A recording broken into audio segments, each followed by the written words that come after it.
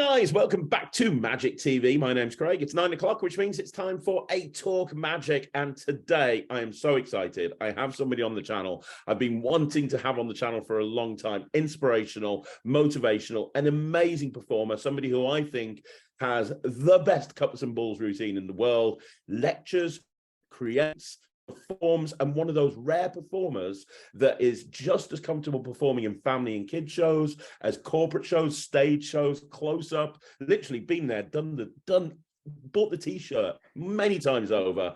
I am, of course, talking about the one and only Nikola Arkane. How are you doing, Nikola? I'm good, Craig. How are you? I'm so excited to do this interview. Me too. Oh my gosh, you know how I'm a big fan of yours, have been for a very long time, and I just can't wait to find out more about you. I've seen you lecture several times, both on close-up and also on kids entertainment, and one thing that struck me is how you balance them so well, and your character and just everything is just it's like you're the blueprint for a perfect magician, and it's just so awesome. So thanks for finding time. Yeah, thank you so much for finding time for coming on the channel. You're so welcome. We're going to get straight into this. Now, there might be some people who don't know who Nikola Arkane is. So before we go into anything else, can I ask you about your origin story and how you found your way into magic and how that all happened? Would that be okay? Of course. Yeah, perfect. So basically, I had no plans to become a magician whatsoever. I didn't get a magic kit when I was 11. What happened was I was studying a degree in drama, and I went on work experience with a theater company, and by chance the director was a magician, and I auditioned for a part, and little did I know I was going to be put into a magic trick in a show. And in that show as well, Raphael from Belgium was in that show, which is weird because he's like a superstar in magic, and yet he was friends with this director in Belfast. So he came over to do his show in Belfast, and I ended up working on the show as well. And I just fell in love with magic. I absolutely loved the concept of it. I loved already working with kids because it was a kids show that I was working on with the magic. And yeah, I just loved magic. It was every day I was surrounded by it, by illusions, by people thinking about magic. So basically, when I finished my degree, I decided not to become an actress, but to do magic. Wow. So that when you so you were doing your degree when you did this show. So when you did this show, you were doing your degree. So did you immediately then start looking into magic and practicing it and learning it? Like you say that when you finished your degree, you decided you were going to be a magician, not an actor or actress. How long was it from doing the initial show and kind of thinking, you know what, this is fun, I want to do this, to making the decision to basically take a completely different career path to what you trained for and what you'd wanted to do your whole life? That's a big decision. Of course, yeah. Well, I did that work experience in year 2 of my degree, so I still had about a year and a half left to finish off. And I loved acting, and I did various shows, but actually on that show I was given a book. I was given a small copy of Mark Wilson's course in magic, and I was learning how to do sponge balls. I was learning simple card tricks with ace productions and things like that, and I was practicing little card tricks and performing them for my friends and people at university alongside doing the degree. Unfortunately, when I finished my degree, there was no acting work. Well, obviously, it's very hard to get into acting as it is, because you have to have the look, you have to have so much to be picked. But also in Belfast, all the theatres shut down in Belfast. So all of my kind of friends who had been acting for years were struggling to find work. So I realized, what is the point in me trying to add to that struggle? If already I'm going to struggle, and then there's already very little work for the actors that are already known, how am I going to go about this? So I decided, well, I need something to do in the interim. And I thought, I like kids, I like magic, let's see if I can make a magic show for children. So I did that, and I have a delight in telling you all that my first magic show was awful. It was absolute disaster. But I realized that you know, you can't just do something once and realizes that you're good at it. So I just kept going, and yeah, the rest is history. And because obviously we now know you as a very accomplished close-up magician, and you've won numerous awards and a stage magician. But when you first thought, I'm going to be a magician, did you focus on kids entertainment initially, kids and sort of family shows? Was that your kind of entry into it? Yes, And yeah, yeah, 100%. 100%. What, I suppose I've got a couple of questions. One, your character as a kids entertainer isn't Nikola Arkane. You created your own character. Yeah. What's the name of your kids show character? Remind me. My kid show character is Fizz Whiz Pop, and just so that everyone knows, Fizz Whiz Pop actually came because not only was I doing magic, I was trying to make money because I just came out of university, I hadn't a job, so I found a fast way to make money as well. On top of magic was to make balloons, and while I was teaching, so I taught myself balloon modeling overnight. Like, I literally got a lovely Italian balloon modeling book, but I think it's called Ponticelli. They're great magic books. And I taught myself balloon modeling. And what happened was I was blowing up a balloon, and a balloon fizzed, whizzed, and popped in my eyeball. And the next day, for some reason, the name Fizz Whiz Pop came about, and it stuck. And that became my name, Fizz Whiz Pop. That's amazing. So on that subject, because I get a lot of people asking me, I want to start doing kid shows. How do I go about that? Do you have any advice if people want to be a kids entertainer? Because your kid show is amazing. It's just incredible. Do you have any advice on how to be a kids entertainer, and how important is it in a kid show to create this character that the kids can buy into, like Fizz Whiz Pop? Yeah, I think, well, there's two ways of going about creating a show for children. You can either create a character, or you can just do a simple show. And I think in the beginning, that's what I did. I just put a series of tricks together, and I was trying them out. The character didn't really come for a few years until I got to know myself, because I think part of developing a character is knowing yourself more, because then what you can do is you can elevate yourself to become this kind of heightened, more sensitive version of yourself that you can let go and offer that to kids. So I think a bit of advice is, you know, don't decide, oh, I am going to be this character. Literally explore, perform magic shows, perform for children, and what will naturally happen is, with interacting with kids, because kids are so honest anyway, a character will gradually develop, and that takes patience. And back then, if you had told me, oh, because I was all I wanted to do was to make people laugh. And at the start, I couldn't make people laugh. And I, because I didn't come into magic through a magician background, I kind of thought, oh, I don't know all of the normal gags that magicians say, and I'm not really that funny. But what happened was I naturally developed my own funny, because I just let it happen. It had to happen. It would have happened anyway. So I suppose what I'm trying to say in brief is just be patient, perform as much as you can, because the character will naturally develop. And one of the other most important things that I've actually put in both books is you must love it. Kids know if you do not love performing for them. They will let you know that you do not love performing for them. So you must enjoy what you do from your heart. And if you do that, then nothing's stopping you performing for children. That's so true. That's so true. Did you find that having a background in acting helped you with shows?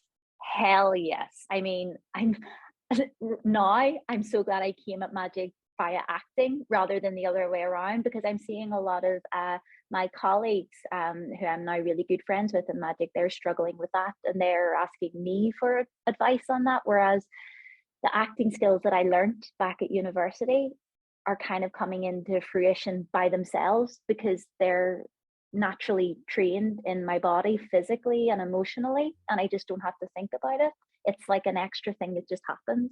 So I am really glad that I had the acting training, and I definitely recommend all magicians to do stuff like that, like take an acting course. I've done clown courses where, like, I've had tennis balls thrown in my face to produce funny, you know.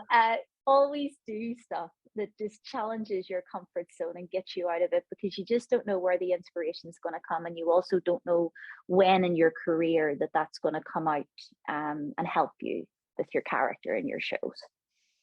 That's amazing. And did you get to a point, because you said earlier on, you decided that you'd do magic while you were waiting for some acting work to come in.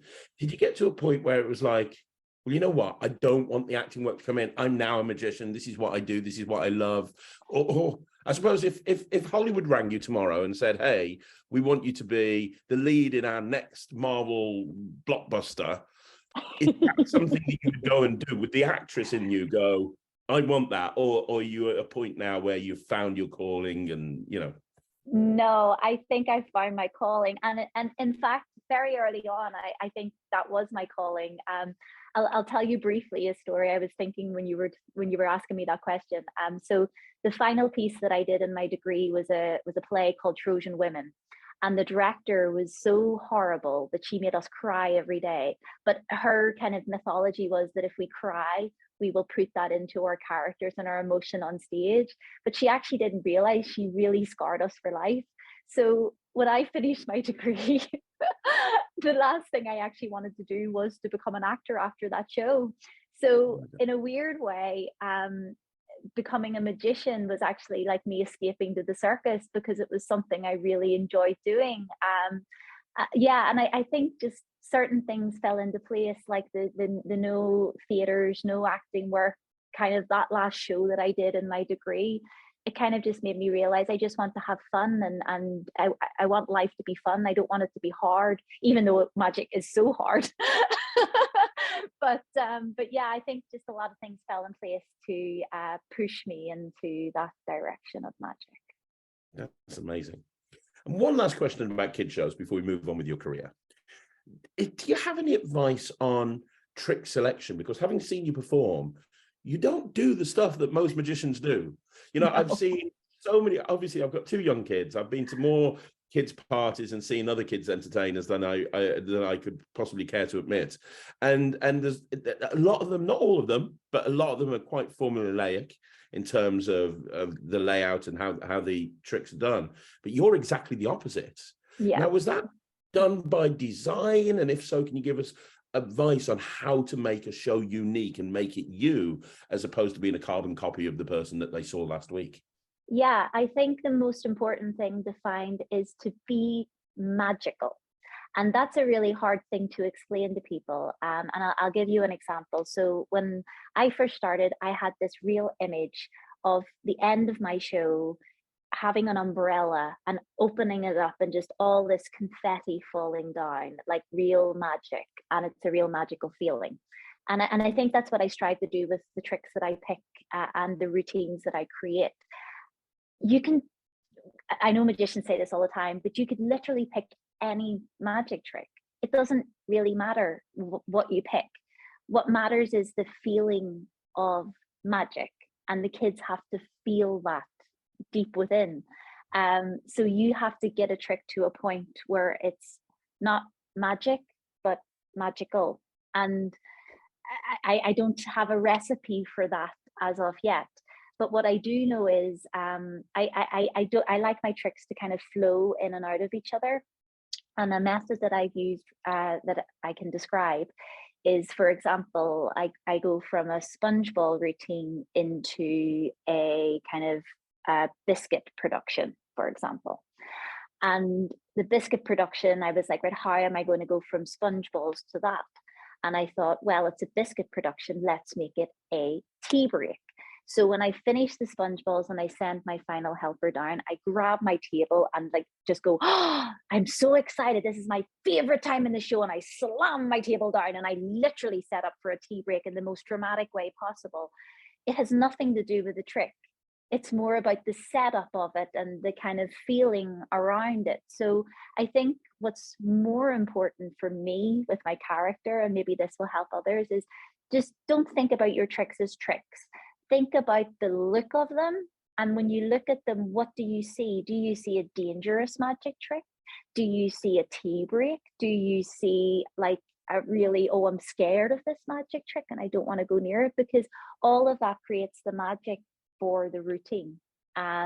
So I guess, I don't know whether that's helpful, but I found it really helpful. And what it does is it helps create dynamics in your show as well. It helps create fast tricks, slow tricks, and it also gives your character drive. I love keeping kids on their toes. I think it's brilliant, because if they expect what's going to happen, they're not going to be excited about it. Like when I lift the table up and chuck it and then they're like, oh, what is happening now? I want them to be on the edge of their seats the entire show. So yeah, just think about the ins and outs and the flows of your show, because it really doesn't matter about the tricks. You can pick anything.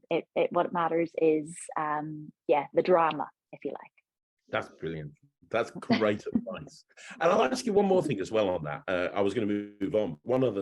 One thing I've noticed, I've seen you perform several times, and one thing that I've noticed that you do so well is the musicality and having music in your show. And I see so many kids entertainers, and they have a mic, but there's no music at all, and it's just at all ever. But you have constantly, and I having seen you performing so many times now, it's that music and that choice of music and when it starts and when it ends that really elevates your performance from being good to being brilliant. Yeah. Well, and it's something that I know a lot of magicians struggle with. Is there any advice on adding music into your show and musicality and picking the right tracks and how to incorporate it? Because honestly, you're a master of it. Thank you. Well, it doesn't come naturally. Nothing comes naturally to me in magic. But as many people keep on saying to me, if it's not hard, or if it wasn't hard, everybody would be doing it. So, but music-wise, all I do, I listen to music constantly. The best kind of music you can add to your show, obviously, is orchestral and kind of non-lyric-y, because lyrics kind of can come and go out of season and out of style. So unless you're picking something that's really specific, I would just get rid of the lyrics and just use orchestral music. But again, listening to it all the time. I have Spotify, and I literally, everywhere I walk, I'm literally just typing random things into Spotify and just going walking and listening to music. That's the best advice what I can give. I also use a software called Go Button on my iPad, which is fantastic. That would be a whole podcast in itself to talk about Go Button. It's just so good for queuing up your tracks. And then I have a little remote control that I keep kind of around a necklace so that I can push it and no one notices. And it queues up your music really nicely. But I suppose a bit of advice that would be good with music is there's music in the background, which is just kind of the whole way there all the time. And then there's music for effect. So for example, I have a dangerous magic trick and I end up playing Let It Go. And that kids really struggle with that. They're like, it's not dangerous, so you can use music as well. You just don't have to use it as background music. But yes, you just have to listen to it all the time and just think, would I use this in my show? Could I use this in my show? What effect would I use that for? So that's brilliant. Absolutely brilliant. Now, you obviously, getting back onto your career, you became a kids entertainer, and that went very, very well. I imagine, grew a lot quicker than you thought it would. Yeah. And you could have very easily rested on your laurels and just been like, you know what, I'm making really good money as a kids entertainer. I'm doing fantastically well. This is great. I'm happy. But then you decided to transition into different aspects of magic. And when did that desire happen? What made you think, you know what, this is going really well, I'm now going to push myself out my comfort zone again? When did that all? It sounds like I'm totally nuts, and I know I am. But yeah, it happened about 5 years ago. I just had this real desire, there's a real thing in the magic industry, which I actually really loathe now. And when people say it, I challenge it all the time. A lot of magicians think children's entertainers are sub power to magic. It's like it's a different category in itself. And personally, we again, that's another podcast in itself. But I am so proud that I became a magician as a children's entertainer first, because I have learned so much that I would never have learned as a close-up stage entertaining adults. I know that now, and I'm so pleased. But yes, getting back to that, so it was about 5 years ago, and it was through that kind of like, maybe kids magic isn't like, you know, I'll never be considered a real magician if I just stick to kids magic. So I suppose in a weird way, it was a bad impetus that drove me into it, but I'm so glad it did in a way. And so 5 years ago, I decided I wanted to do proper magic. And I talked to my friend, Andy Gladwin, who runs the session at the Vanishing. And he actually gifted me a ticket to go to the session. I'd never been before. And I actually went by myself. I knew nobody.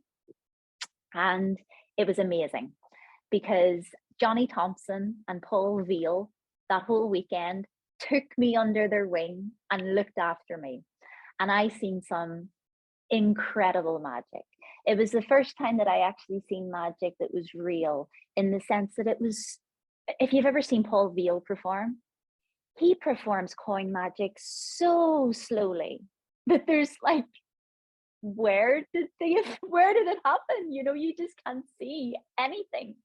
And I realized that's what magic is, and that's what I want my magic to be like. So that was the initial inspiration.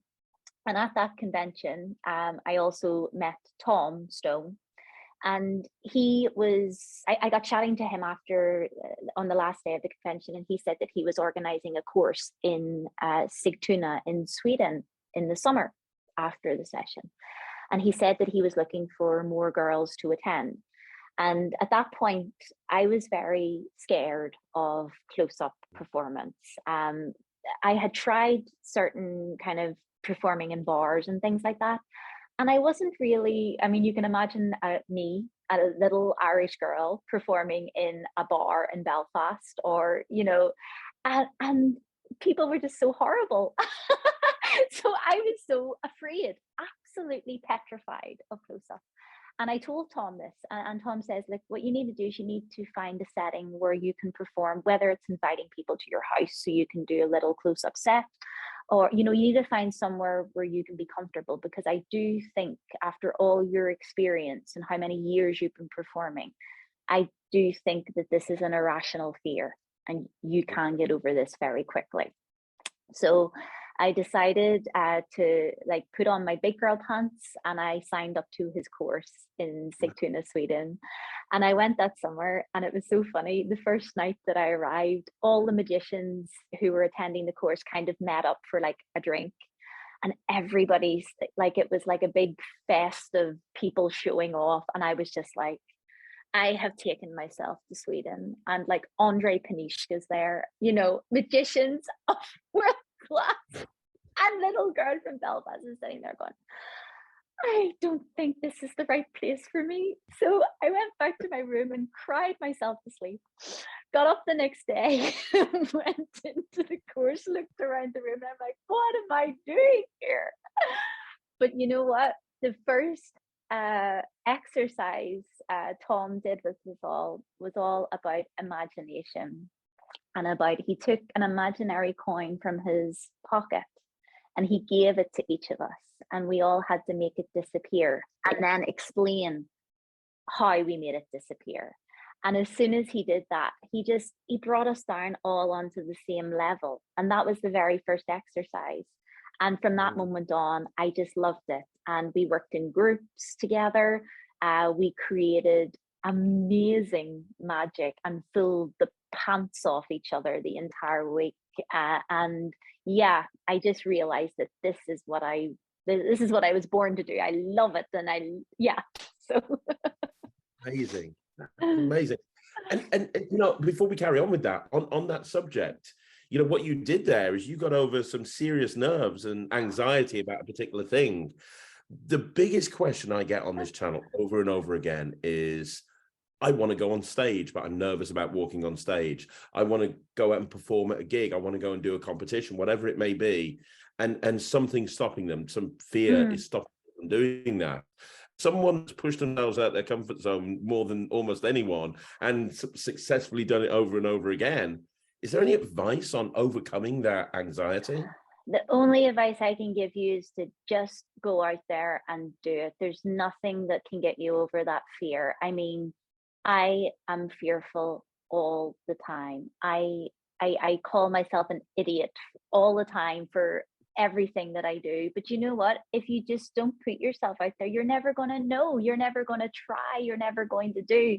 And the only reason I got good as Fizz Whiz Pop is because I kept on going, you know, and at some point you're going to realize if you're good at it or not. And if you're not, well, then just don't do that. Try something else, you know, but you have to give it a go. You really do. I mean, I hate it. I absolutely hate it. Like, I don't get nervous as Fizz Whiz Pop anymore, but as Nikola Arkane, my God, I feel sick with nerves. And after most performances, I have a little cry, and then I kind of gather my thoughts and get myself together, and I realize it's not as bad. But I think actually, just quickly, it's all in the head.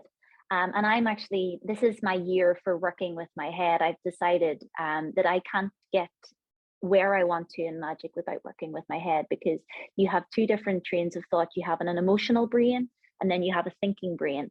And those two, when they collide, that's whenever you feel nervous and you don't want to do something. But you've got to realize that you'll never do something if you keep on letting your emotions get in the way. You just have to put your emotional side, just calm it down, do the thing, and then think about logically what you've done. And yeah, it's all about mindset and headset. So that's, again, amazing advice and very, very true. So you after working with Tom in Sweden, you went back to Belfast, I'm guessing. Yeah, I did.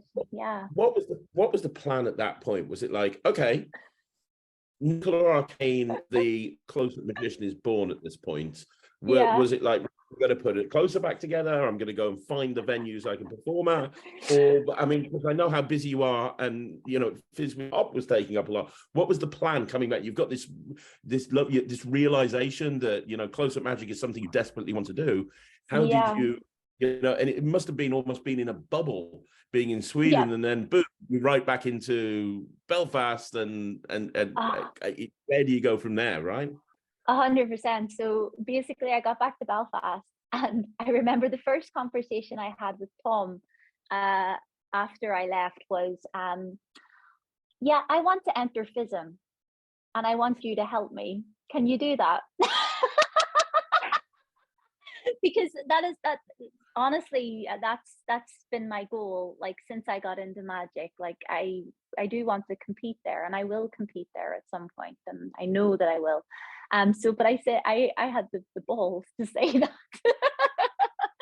So obviously I realize now that that's not something you can just do. So I had to come up with a plan, and my plan was, well, I don't know a lot of close-up magic or stage magic because my focus has been in kids magic and props and things like that.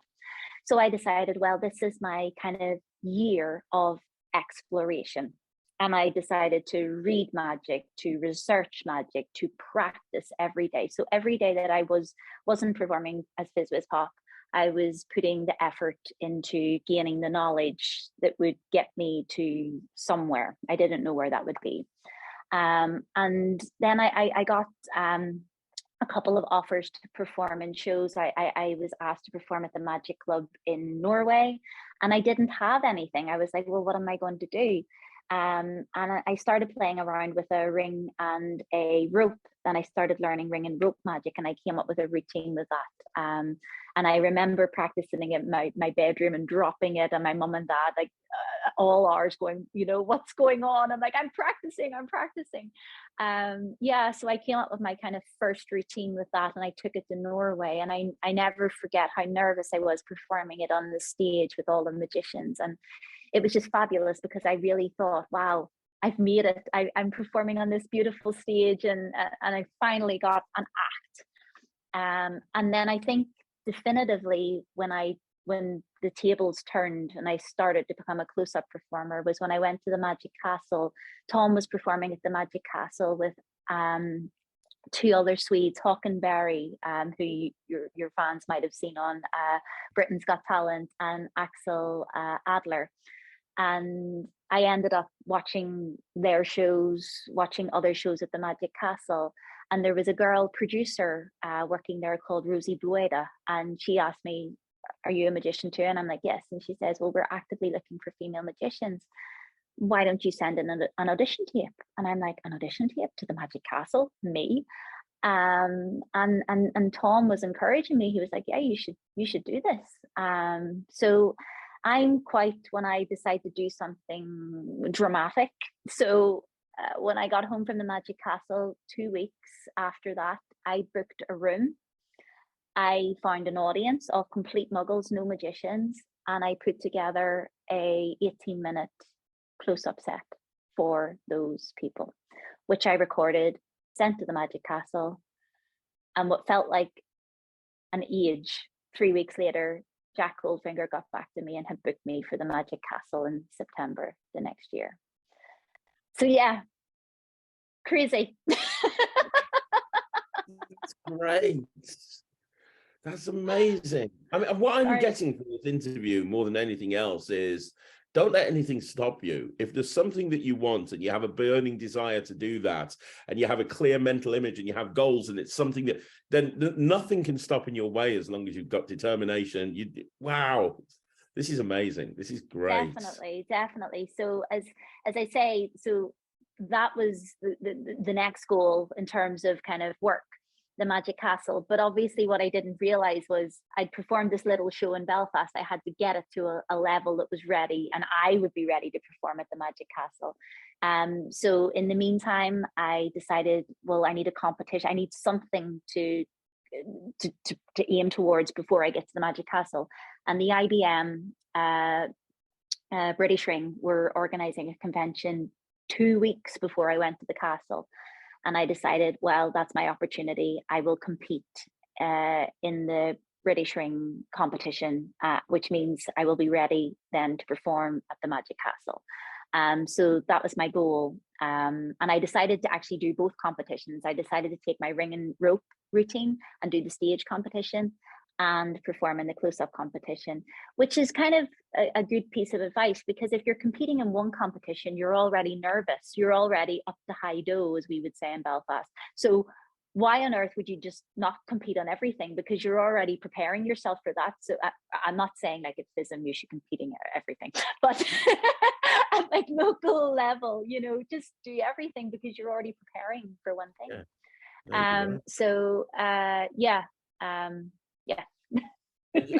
And you obviously won the close-up competition, didn't you? I did indeed. Which is amazing. When like just a year or two before, you were like, "Oh, I'd like to do close-up magic," and now you're winning the IBM ring competition. Which, by the way, I've entered 3 times and failed to win 3 times. So, like, don't think that this is like an easy competition to win. Because it's really not. You've done something I've never been able to do. I mean, that's incredible, Nikola. Yeah. That's so awesome. Yeah. So what advice would you give for putting a competition act together? Because again, I'm going through questions that I get on this channel all the time, and one of the questions is, I want to compete. You've competed, you've won at a very high level. You've already told me you're going to enter FISM. I fully believe you're going to win it because I just know the type of person you are. So I'm sold already. What advice would you give somebody who wants to enter a competition and wants to do well? I think you have to know the nature of the beast. It is a competition, and you know, it's not the be all and end all of life. What it is a goal, and the goal is to get to somewhere, to get a performance to somewhere. I would never have got my act to the Magic Castle unless I competed in that competition and got the show out to that level, if that makes sense. So I had to do that competition so that I could perform at the Magic castle. So I think bottom line is you have to realize why you're doing it, and it's not to win. If you win, it's a bonus. The goal is to create something new and exciting in magic for yourself and for the art of magic. And if you go in wholeheartedly with that goal, I honestly don't believe you'll be disappointed. We haven't talked about it, but I did Sweden's version of Britain's Got Talent last year as well. And that was a huge competition on television, and the nerves for that were incredible. But I never went in that with the goal of winning it. The goal was to get a really good video of my work and also create 2 brand new pieces. I actually came up with a third idea because obviously you have to plan to get to the final. But yeah, bottom line is it's a goal. So if you know that you have a personal goal, then whatever happens in the competition, it doesn't matter because you have gained your goal from entering it. And the other thing, I suppose, is just have fun, because magic, we sometimes forget, we take magic so seriously that we forget the fun. You have to have fun. And so I forget it all the time. I kind of get depressed. It's like, oh, I'm never going to get there. But, you know, you just have to laugh and smile and remember the fun of magic and why you're doing it. Because if you remember that, then nothing will stop you entering competitions and things like that. On a practical advice, know the area that you're going to enter. So if it's kids magic, make sure it is definitely kids magic that you're performing. Again, if it's close-up, make sure it's close-up you're performing. And what I would say, if you're doing close-up, because I've seen many not so good acts in competitions before, or from my opinion, just put in variety. Not all coin tricks, not all card tricks. You know, imagine you're performing for a lay audience, even though it's magicians, because ultimately you're not just creating the close-up act for the competition, you're creating it to ultimately perform and have an act to perform for real people. So remember, you're performing for real people too. So that's amazing. That's amazing. So, Nikola, I bigged up how amazing your magic is. For somebody who hasn't actually seen anything that you've performed yet, do you reckon you could perform a quick trick for us? Would that be okay? Oh, yeah. Okay.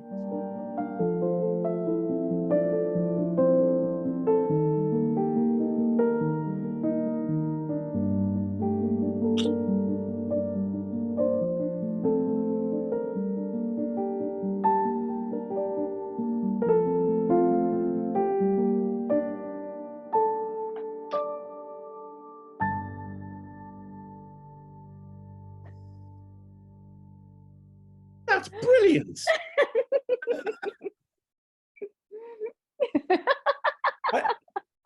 I was just expecting a card trick, not like a full-on stage piece. That's amazing. and getting back to your career, so you've now successfully gone from Fizzwiz Pop to Nikola Arkane, close-up and stage performer. After that 2-week period of winning the IBM and the Magic Castle, were you at a point where you're kind of split into? So what I mean is, you're a very successful kids entertainer, but obviously you're going to start getting inquiries for close-up and stage. Yeah. I know that you continue and you will always love performing magic for children. Is there sometimes a conflict, like, hey, we want you to do this and we want you to do this? What I suppose I'm asking is, if you were offered and money wasn't involved in it or anything, but you're offered 2 opportunities, one is as Fizzwiz Pop, but one is as Nikola Arkane, which one do you go for? Because now you've got these 2 completely different skill sets, 2 things that you love doing. Is there one that you gravitate towards, or is it just more so now Nikola Arkane, because I'm developing her? She's a new thing, she's a new character, and I don't get as many opportunities to perform as her as I would like right now, because Fizzwiz Pop is really cemented. Like, kids absolutely love. I can't describe how much kids love her. Like, I go to a birthday party and every single child at that birthday party wants her, like, specifically. I've had so many disappointed children, you know, who haven't got her. So I think she'll always be there. I don't need to worry about that. Whereas with the Nikola Arkane, I really want to focus on her the next couple of years and give her as much love as I can, because I don't know where she'll go. In fact, for the first time last week, I said, you know, I'd be okay if I didn't perform Fizz Wiz Pop anymore. And I know it would be really sad and kids would be really sad, but I've kind of done all that I can do with her, I think. You know, I mean, I could do anything I want with her, that's the point. But with Nikola Arkane, there's so much to go, so much. And I just want to take the time to explore her in the next wee while. So yes, if I did get an opportunity to perform as Nikola Arkane, I would take it, like, in a heartbeat. That's amazing. In a heartbeat. Yeah. Yeah. One other question about this sort of thing before we move on, which is, I did an interview a couple of years ago with John Archer, who obviously an amazing guy. And John made a point on the interview.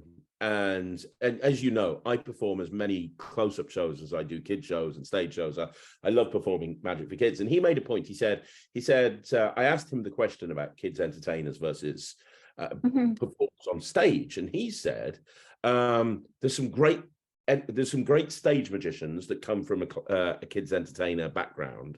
But the problem is he's seen a lot of stage entertainers that have a background as a kids entertainer, and they come across as too kiddie on stage. And he's seen acts that are kind of just not appropriate for like a corporate audience or wherever they're performing, because they're trying to bring the element that worked for them as a kids entertainer into that environment. Is that an actual thing that that can happen? And if so, for somebody watching this that is a kids entertainer that wants to do the same transition as you, is there something you can do to stop that? Because when you look at Fizz Wiz Pop, for example, you've done that so many years, it would be very easy in a stressful environment to kind of fall back into that character because that's what you're comfortable with. For a way, you know, I suppose we could if we could talk about that for a minute. Yeah, that's no problem. I know exactly what you mean, and it happened to me. And I'll tell you when I noticed, or when I was told about it. So I was performing in the CloseUp gallery at the Magic Castle, and the late, great Max Maven came to see me, which I now know is an absolute honor. And Max afterwards said, if you want to talk about what I've seen, please come to the bar. So I decided to be brave and go to the bar and talk to Max Maven about what he saw. And what was great was he didn't talk about the magic, which meant the magic was good. I know that now. But what he did talk about was my character. And he said a few things, but one of the words he mentioned, which I didn't like at the time, and he said mugging. And I didn't understand what mugging was, but kid show characters do it a lot. I do it a lot. I have a very expressive face. And anybody with a very expressive face and performs for children, you do find you do like, you know, you make faces because kids love it. They absolutely eat into it. And what happens is it becomes part of your character. It becomes part of how you walk and how you interact with the children. And that does not work for adults. Adults just don't get it. And the only bit of advice I can give you to get rid of that is you have to start watching yourself. You have to start recording yourself and watching yourself performing. Not as the kid's character, because you've already got that down, like that already works. But when you perform for adults, people don't like watching themselves when they perform. I don't particularly, but I realized that there's a means to an end, in a sense that if you watch yourself and you see yourself doing those things, then you have to stop and you have to find a way to stop, because this kind of thing does not work with adults. It just doesn't. And the amount of adult performers that I see doing that, it's just bad. And I see it all the time. I see it on television with magicians. I see it everywhere. And I only notice it now because I notice it in myself. And I still get it, like, because Fizz Wiz Pop is the default, you know? So sometimes when I get nervous as Nikola Arkane, I default into Fizz Whiz Pop, and it's really funny. Sometimes Tom watches me and he's like, "Oh, you were a bit nervous there." So I've seen a bit of Fizz Whiz Pop kind of hop and step happen. So what I try and do is I try and change my posture. So I kind of lift my shoulders up, and I completely change my posture when I walk. And I've become very aware of my face as well when I perform. But a lot of it is just recording yourself, watching yourself, and being very strict on yourself. Like, I didn't like Max telling me that I was mugging, but ultimately, that's how I've ended up separating those characters, because I've just got down to the nitty gritty and I went, right, this does not work with adults. And if you want to be serious about making the transition between kids and adults, you've got to recognize that there is a different audience and you have to approach them differently. And even if that means completely changing how you walk, changing how your face, you just have to be more aware. That's so true, and brilliant, brilliant, brilliant advice. Now, getting back onto track, we've discovered at this point that you like pushing yourself out your comfort zone, and you know, and you've got to a point where you now, you know, you've performed at the Magic Castle, you've won the IBM close-up competition, you have a stage act, you have a close-up act, and then all of a sudden you kind of go, well, what else can I do to cause myself more stress and anxiety? I know, I'll start creating and lecturing to magicians, which is the hardest thing to do, because you're having to perform to a room full of magicians that are sitting there going, right, okay, I know this, I can do this, I should be there. Like, what made you decide? And first of all, I'm going to go on record as saying my favorite packet trick of all time is that one I got off you from the IBM. I love that because I do an illusion show. When I'm put to do close-up magic, I do that trick every single table. I'm like, what's going to be happening later on? I love that so much. And Ryland, I don't know if you picked up on this when you saw him at the when every time he does the cups and balls, he uses your balls that he bought from you. And he uses your handkerchief to vanish a cube, and it's shut every time. Like, me and Ryland are huge fans of your magic, and I've seen you lecture several times, and it's always brilliant. What made you decide to do that? Because that's a completely different thing to everything that you've done to that point. I have no idea, apart from the fact that I am genuinely bonkers. It is the worst thing, performing and lecturing for magicians. Like, I mean, no, let's be honest, it's amazing. Like, I think something really magic happens when we can share what we do with others. And I do believe that that's how our art form will become an art and will progress, is by sharing what we know and what we love with each other. I do think that that is a wonderful thing. But when I decided to start doing it, I really don't know, because like I suppose it's because I knew that I had some thoughts on magic and what I learned, and perhaps it would help others. And that's what drove me to do it, rather than the actual process of doing it, because teaching magic and performing magic are two completely different things, and two completely different brains as well. You have to think differently when you teach than when you perform. And I do think that some people are better at teaching than others. And I suppose I had to give myself a chance to see whether I could be good at teaching. I still don't know that yet, but we'll see. But I do think the little kind of tricks that I have invented in the last couple of years are inventive and have come from creative places. And I just think creatively it was worthwhile sharing. So that's why I started doing it, really. And you were booked to lecture at Tricks in the Sticks, weren't you? Yes. Yes.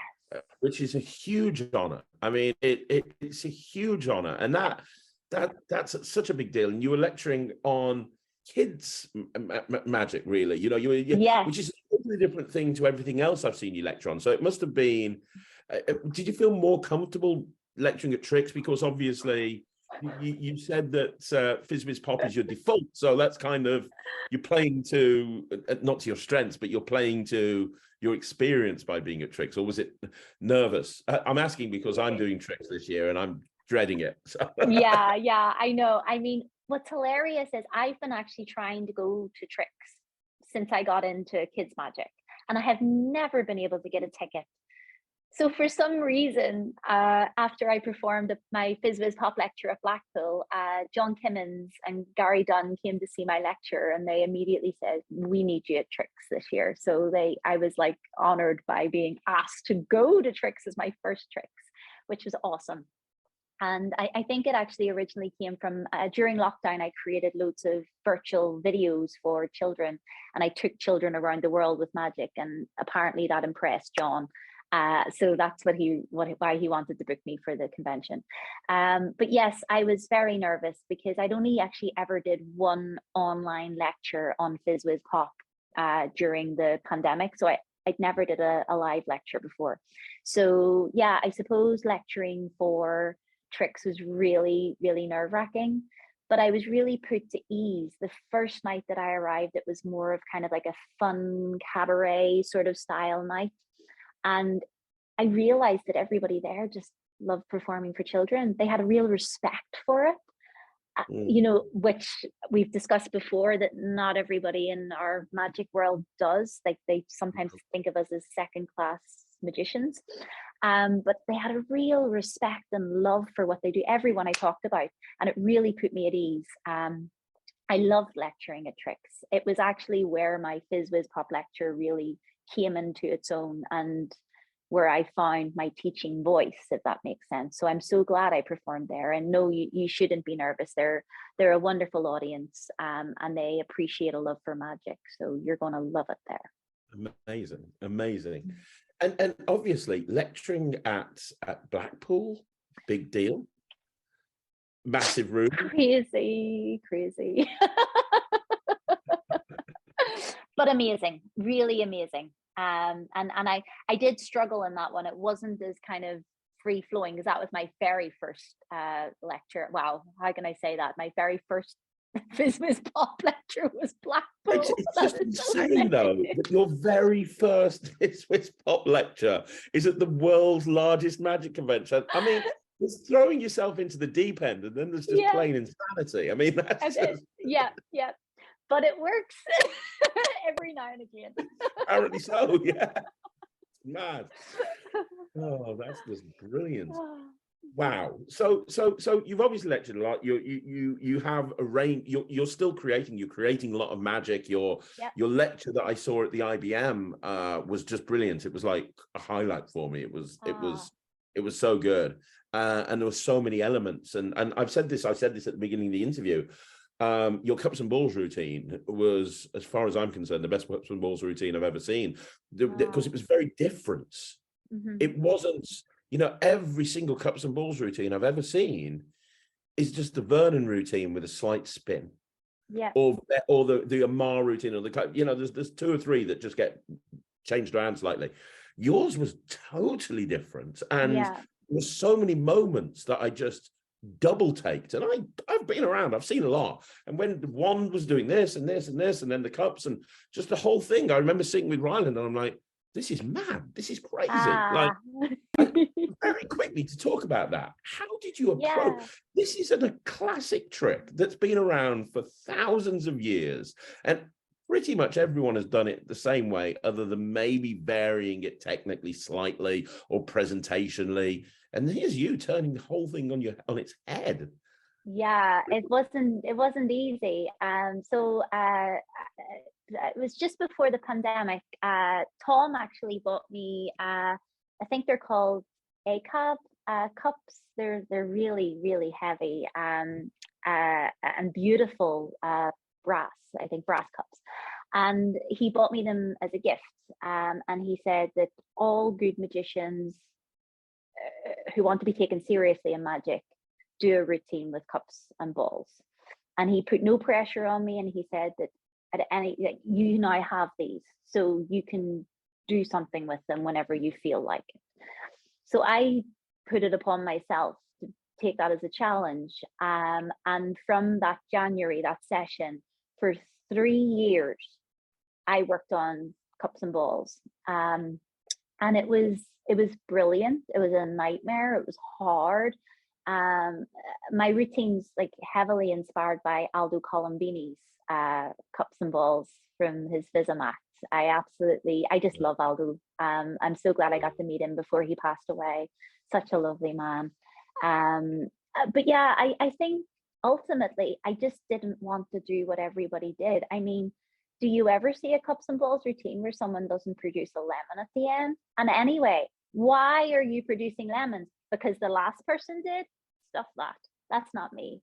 I've never did something that everybody else does. When I see magicians lecturing or talking about magic, I kind of look at the trick, and if I think that I can do it, I immediately try and find something different. Like, how can I take that ending and elevate it to the next level? So I realized right away, well, lemons, I'm not producing lemons at the end of cups and balls, but what can I produce? And I tell you, I went through an array of things. As you talked about, I make my own little balls for the cups and balls, and I use monkey knots. I find they're brilliant because when they drop, they stay. They don't roll like the normal knitted crochet balls. So that's just my preference. I also have a couple of really neat ideas with them, which hopefully one day I might lecture, which you can do with these, but you can't do with crochet balls, like color changing and things like that. Nice little ideas. So I found like giant versions of the monkey knots in a shop called Tiger here. And at the end of my cups and balls routine, I decided to produce a giant one on the table, and it just came down with a big kadunk. So that was fun, that was cool, but then it didn't end up in the end routine. At one point, I decided to produce a cocktail glass from, turn the 3 stacked cups into a cocktail glass with a straw, and I could drink from it. So I tried loads of different things. And it's more fun. It's like, why do what everybody else is doing? Have fun. It's meant to be joyful what we do. So I suppose that's what I did with the cups and balls. I just decided I'm not going to do what everyone else is doing. I'm not going to try and be original, but I'm going to have fun. Yeah, that's the best way. That's good. And are you still working on the cups and balls? I mean, as far as I can turn, it's finished from what I've seen. I mean, are you still tinkering? Is it ever finished? Is it ever finished? Nothing's ever finished. But I think you also have to go through a period where you just enjoy performing something when you've got it to a certain level. And I think since I created that routine, I really only got to perform it like a handful of times. So I think I still need a bit of time to kind of play with it and enjoy the routine.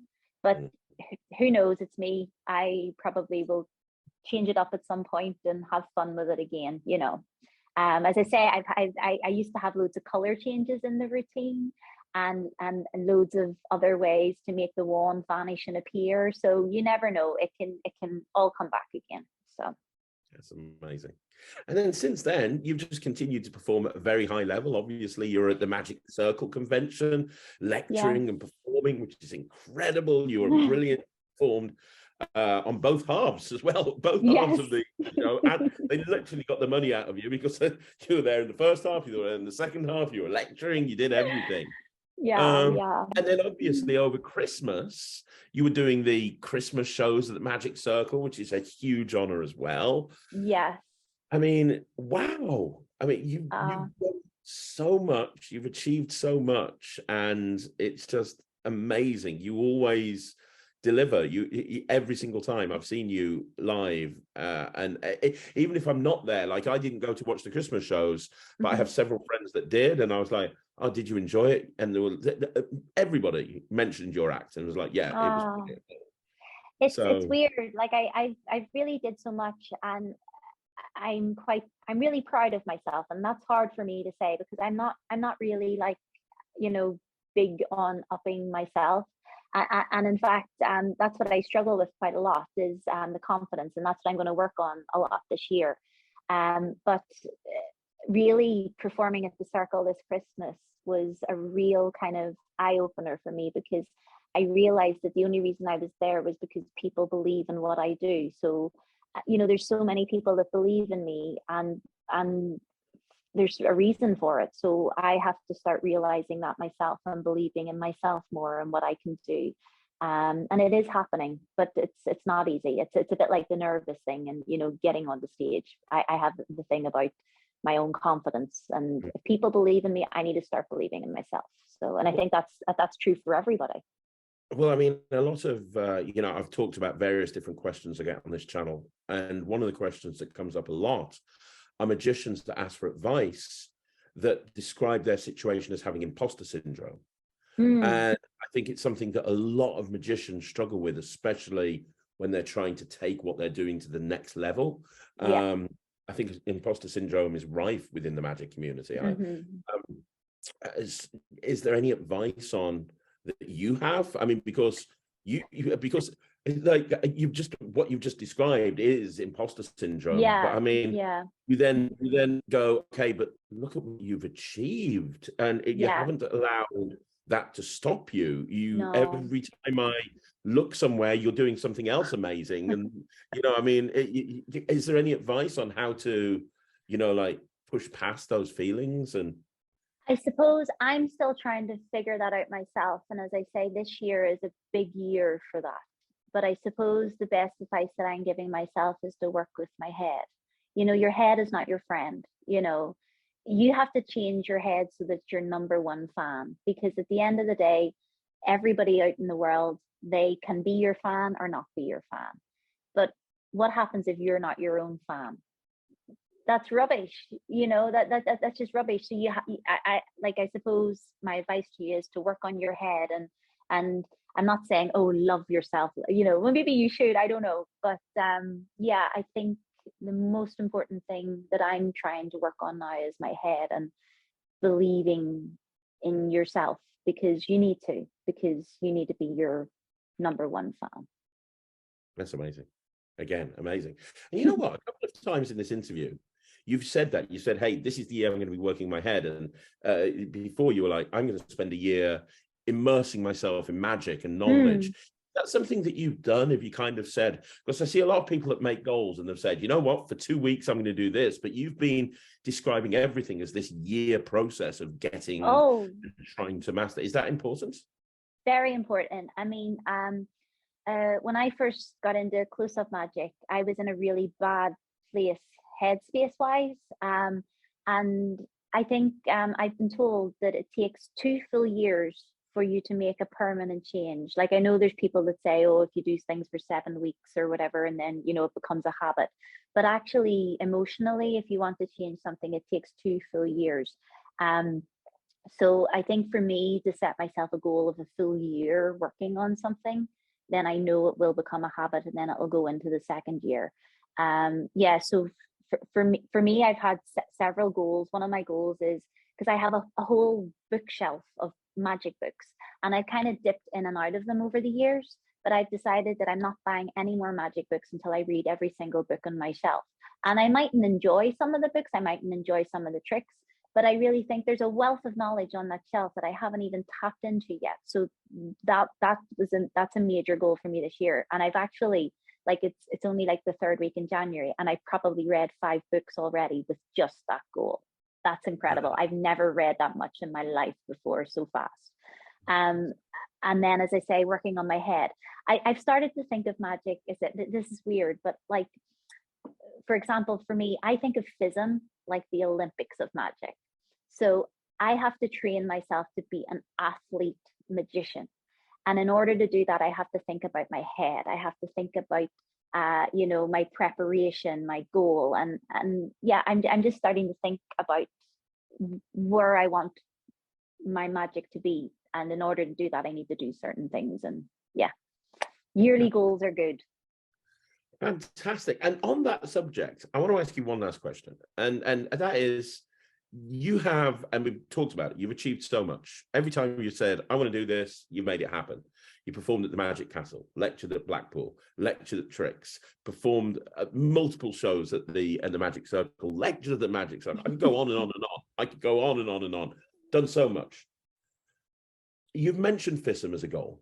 outside of FISM, is there anything left on your magical bucket list that you'd like to achieve either before or after FISM? Because I'd love to know what it is, because Yeah.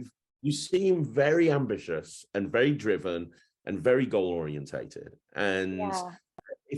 I mean, to be clear, what you have achieved at this point in your life, if you took your average magician and took a snapshot of where you are right now and said at the end of your career, you could have achieved what Nikola has achieved right now, they would probably go, yeah, I'm good with that. That's good. that would be a success.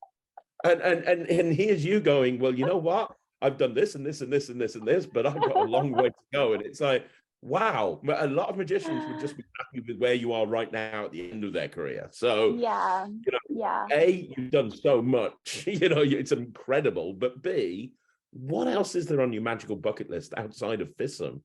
Oh my word, there's loads. I mean, ultimately, before I really started taking this seriously, I wanted to use magic as a tool to travel. Um, my mum passed away last year, and one of the things she always said to me was, Nicola, you need to leave Belfast. You need to go and just take your magic to the world. And she was so right.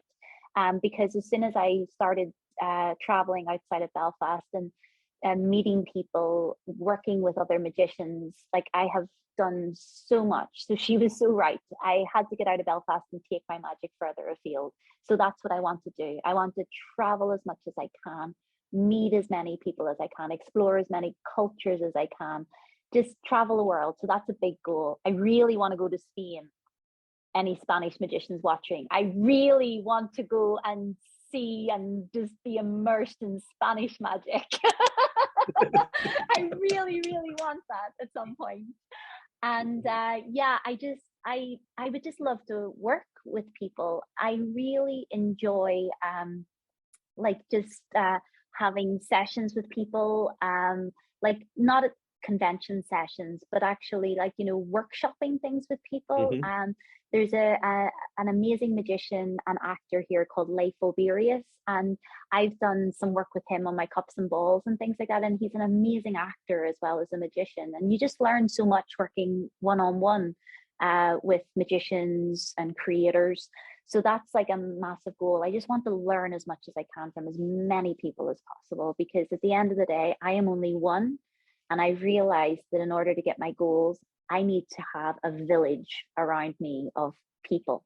And that's what I intend to do in the next few years. That's incredible. That's absolutely incredible. And you're so nice as well. You're one of the nicest people I've ever met. Why not be nice? Loads of people say that to me, you know, and like loads of people, like at the session, I was up, every single person like was asking me to come up and, you know, be a spectator for them. You know, we love magic. Why would I sit there like, you know, why would I sit there like this? We love magic. It's joyful. So, you know, I want to be nice. I want to learn as much as I can. And you're not going to learn anything by sitting here like this and not enjoying what we do. You know, you have to be passionate about it. And yeah. That's amazing. And absolutely amazing. And I know you're going to hit every goal that you've got. I know you are 100%. One last question. Which is, it sounds to me that from one of the big catalysts of transitioning from FizzWiz Pop to Nikola Arkane was attending Tom's course. Yes. And the only reason I bring that up is because he's just announced the dates of the next one in August, hasn't he? So yes. How big a deal with somebody? It's not a cheap thing to do. It's not a cheap thing to do, and you got to travel there and so on and so forth. I know there's people that watch this that are on the fence about it. As someone who's actually been there, is it worth doing? Would it? You know, how important is it? Wholeheartedly, 100%. You won't actually spend more. You'll actually spend less than what you spend on average going to a magic convention, and you will learn so much more. I could just describe it as like Hogwarts on acid. It is like you are just not. So you're working 9 to 5 with trained tutors Tom, Leif Olverius, and Tim Starr. You know, Tim Starr, who worked with Lance Burton. These people know their craft inside out, and you're getting to just sit down with them 9 to 5 every day for a full week. And then you get to interact with all of the people on your course as well. That's magicians who have toured the world, some magicians who are just amateurs but are looking to further their knowledge. It's just fantastic. And then after the actual classes, in the breaks or the fika, because Sweden love fika, you should Google fika, Fika. It is amazing. You sit down and have coffee and some nice Swedish treats, and you just talk about magic. You're just immersed in it the whole time for 6 full days. I can't describe it. It's incredible. For example, I've never performed coins through table. On the last course, me and Andre Kanishka, wonderful friend of mine now, we actually performed coins through table together, and it was amazing. It was so good, and I can actually say that the first time I performed that was with him. And like, where do you get the opportunity to do that? You get it on Tom's course. So what are you waiting for?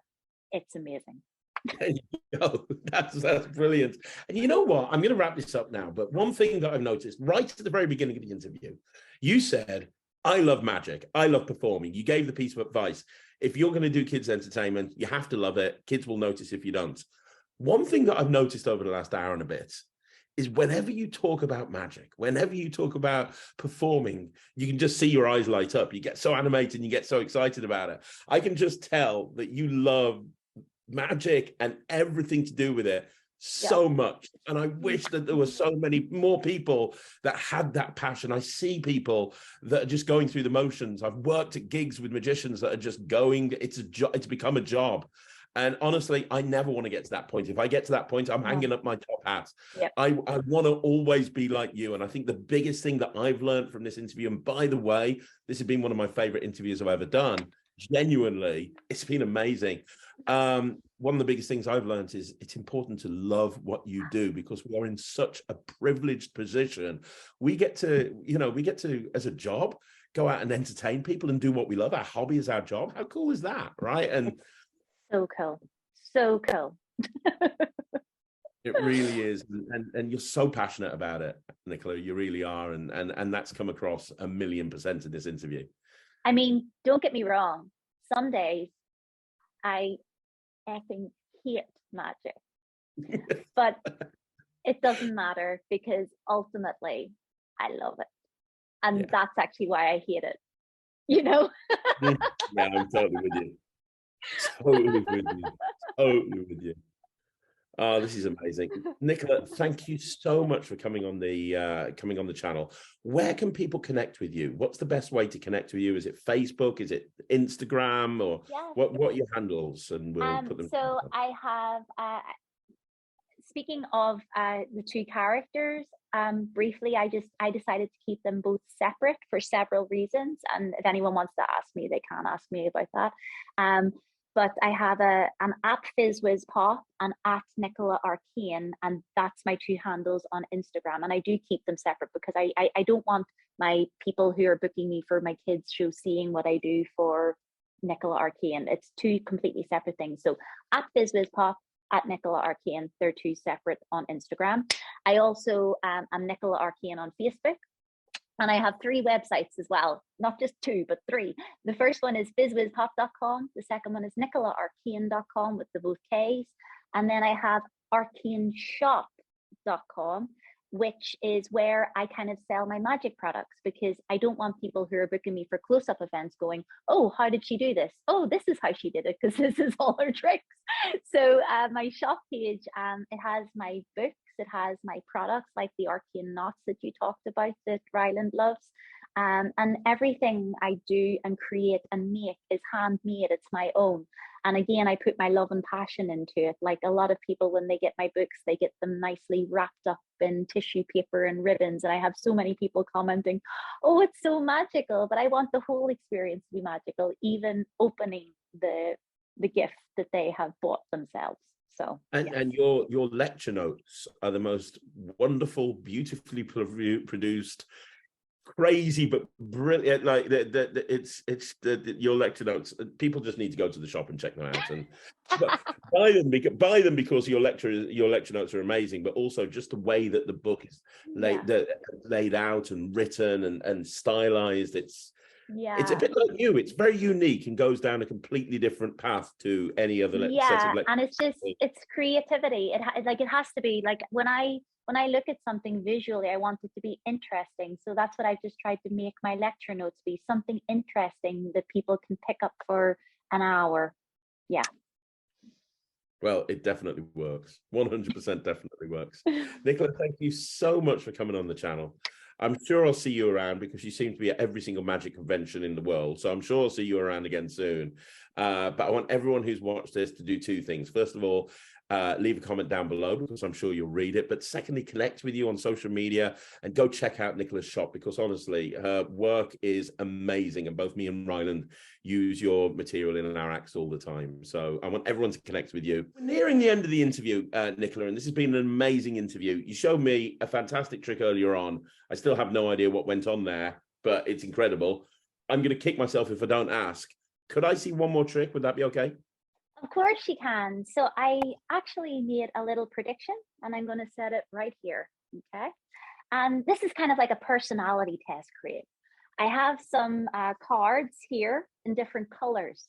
And I don't want you to think of the colors. I want you to think of a number. So just choose a number between 1 and 10 and shout it out. 7. 7? Yep. Okay. So we'll use 7. I'll just use this as a table. So we're going to count 1, 2, 3, 4, 5, 6, 7. Yellow. Oh, that's a nice choice. You know, that tells me so much about you. Like you're imaginative, creative, happy, sometimes a bit methodical in magic, but that's a good thing. Let's check out the predictions. So you chose 7, you ended up in yellow, and inside the prediction, I have written down, you will, I'll have to bring this forward so you can see this actually. You will choose this color. I know you're laughing because you think I'm cheating, but actually if I turn this around, you will see that I did know yellow would be your color. Nikola, thank you so much. I know you're busy, so I appreciate you taking time to do this. Thank you so much, guys. I'll see you all when I'm looking at you. Absolutely. She's also, like I say, the friendliest person in the world. So if you see her at a convention and you're a bit nervous, you're going to your first magic convention, a safe bet is to go up to Nikola because she's so super friendly and she'll make you feel so welcome. And then when what she's doing, she'll stop immediately and you'll be the most important person there. So if you're ever going to a convention and Nikola's there and you're nervous, that's who you need to speak to first. But Nikola, thank you so much. On behalf of Nikola, guys, thank you so much for checking out the interview. This genuinely has been one of my favorites. I'll be back with another interview again soon. But on behalf of Nikola, I'll see you again. Thanks very much, everyone.